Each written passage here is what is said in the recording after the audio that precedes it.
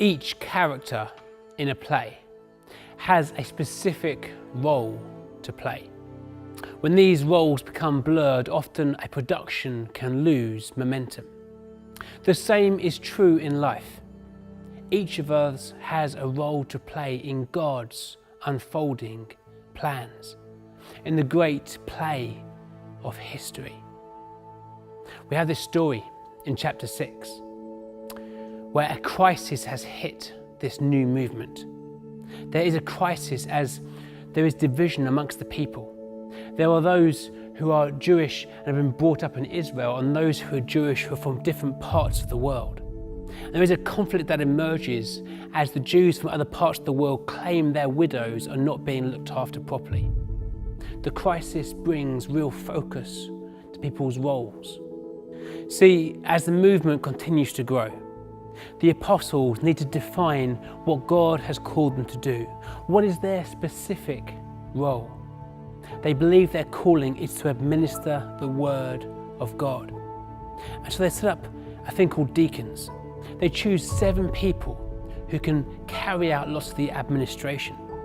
These 7 deacons are people who are full of wisdom and people full of the Spirit of God. They choose these 7 people, and the people are pleased as these 7 individuals allocate the food and look after the administration.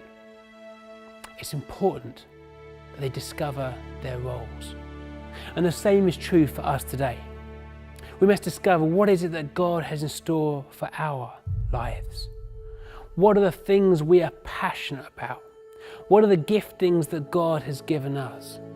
We must discover where we fit into God's jigsaw puzzle of the church. What are the gifts we have and the abilities that God has given us? But it's also important to work out, what are the roles that God has not got for us? What are the things we must delegate and share with others? We are called to be a network of people, knitted together, each knowing our role in God's plans. The chapter then focuses upon one of these deacons, a guy named Stephen. Now he's got an administration role, but still he does signs and wonders.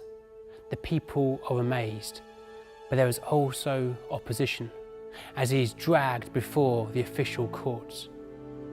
What's interesting to remember here is though Stephen was called to be an administrator, he was still called to do the extraordinary. See, sometimes we can think that my role isn't to be a preacher on a platform, but actually each of us is still called to do extraordinary things, even as we get on with everyday administration. We need to live expectant lives, that God will use us in the roles that He has given us. What is your role today? Does it need to be discerned? Does it need to be focused? Do we need to delegate some of the things away to discover the sweet spot, the key thing that God has for us to